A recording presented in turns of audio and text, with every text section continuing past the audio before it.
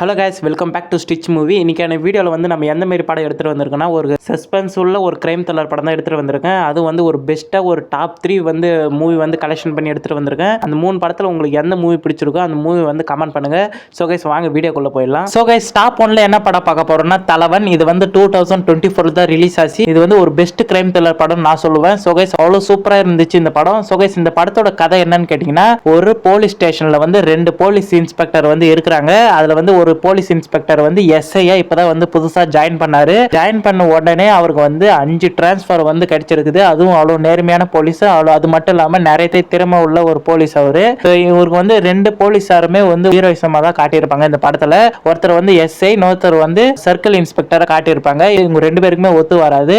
2 பேருக்குமே ego property வந்து இருக்கும். ஒரு நாள் என்ன ஆகுதுன்னா, நம்ம சர்க்கிள் இன்ஸ்பெக்டர் வீட்டு மொட்டை மாடியில வந்து ஒரு சாக்கு பையில ஒரு பெண்ணின் உடலை வந்து அந்த வீட்டு மொட்டை மாடியில வந்து இருக்குதுன்னு வந்து ஒரு கேஸ் வந்து ஃபைல் பண்றாங்க. சர்க்கிள் இன்ஸ்பெக்டர் தான் பண்ணிருப்பாங்க அப்படின்ட்டு வந்து கேஸும் ஃபைல் பண்ணிடுறாங்க. சைட்ல வந்து இது வந்து எஸ்ஐ இன்ஸ்பெக்டர் தான் இந்த கேஸ் வந்து விசாரிச்சுட்டு இருக்காரு. கடைசியா வந்து அந்த சர்க்கிள் இன்ஸ்பெக்டர் தான் இந்த கொலை செஞ்சாரா இல்ல வேற யாராச்சும் இந்த கொலை செஞ்சாங்களா இல்லையான்றது இந்த படத்தோட மீதி கதை.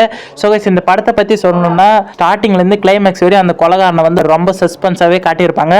அது மட்டும் இல்லாம 2 ஹீரோயிசம் இன்ஸ்பெக்டருமே ரொம்ப ஆக்டிங் வந்து சூப்பரா பண்ணியிருந்தாங்க. அது மட்டும் இல்லாம ஸ்டார்டிங்ல இருந்து கடைசி வரையும் இந்த படம் வந்து ரொம்ப என்கேஜிங்கா தான் இருந்துச்சு. இந்த படத்தை பார்க்கணும்னு நினைச்சீங்கன்னா சோனி லைவ்ல தமிழ் டப்பிங்ல இருக்குது. இதோட IMDb ரேட்டிங் 7.2 கொடுத்திருக்காங்க. சோ கைஸ், பார்த்துட்டு கமெண்ட் பண்ணுங்க. சோ கைஸ், அடுத்து ரெண்டாவதா என்ன படம் பார்க்க போறோம்னா பிரவீன் குடு ஷாப்பு. இது வந்து ரீசெண்டா இப்பதான் 2025 தான் ரிலீஸ் ஆச்சு. இந்த படத்தை பார்த்திருக்க நிறைய வாய்ப்பு இருக்குது. அப்படி பார்க்காதவங்க வந்து இந்த படத்தை வந்து பாருங்க. இந்த படத்தோட ஒன்லைனர் ஸ்டோரி என்னன்னு கேட்டீங்கன்னா, ஊர்ல ஒதுக்குப்புறமா ஒரு கள்ளசாராய விற்கிற ஒரு வீட்டுல வந்து தூக்கு மாட்டின்னு இறந்துட்டு இருக்கிறாரு. இது கண்ட போலீஸ் இன்ஸ்பெக்டர்லாம் உடனே வந்து அந்த இடத்துக்கு வந்து வந்துடுறாங்க. வந்த உடனே நம்ம ஹீரோ வந்து இது வந்து ஒரு தற்கொலை கிடையாது, இது வந்து ஒரு மர்டர் தான் நம்ம அப்படின்னு வந்து ஹீரோ வந்து சொல்றாரு.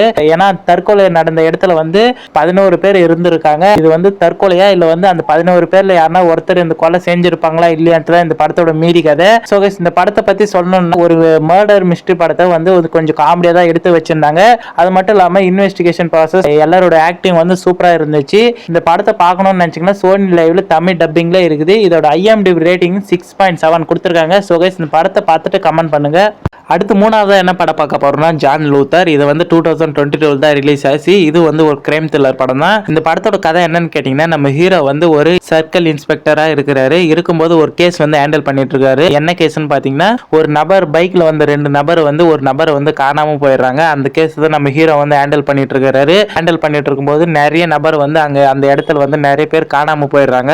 காணாம போன எல்லாருமே எந்த காமனும் லிங்க் இல்ல, எந்த ஃபேக்டும் இல்ல.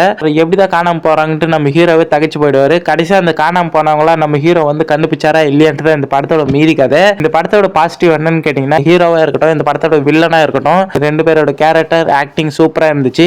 இந்த படத்தை ஸ்டார்டிங்ல இருந்து கிளைமேக்ஸ் வரையும் ஸ்லோவா தான் எடுத்துட்டு போயிருந்தாங்க. ஆனா நல்லா புரிஞ்சிச்சு. இந்த படத்துல மியூசிக், எடிட்டிங் எல்லாமே சூப்பரா கொடுத்துட்டு இருந்தாங்க. கிளைமேக்ஸ்ல சஸ்பென்ஸ் வெயிட் பண்ணி வச்சு கடைசி கிளைமேக்ஸ்ல ட்விஸ்ட் வந்து ஓபன் பண்ணுவாங்க. அது வந்து சூப்பரா இந்த படத்துல வந்து இருந்துச்சு.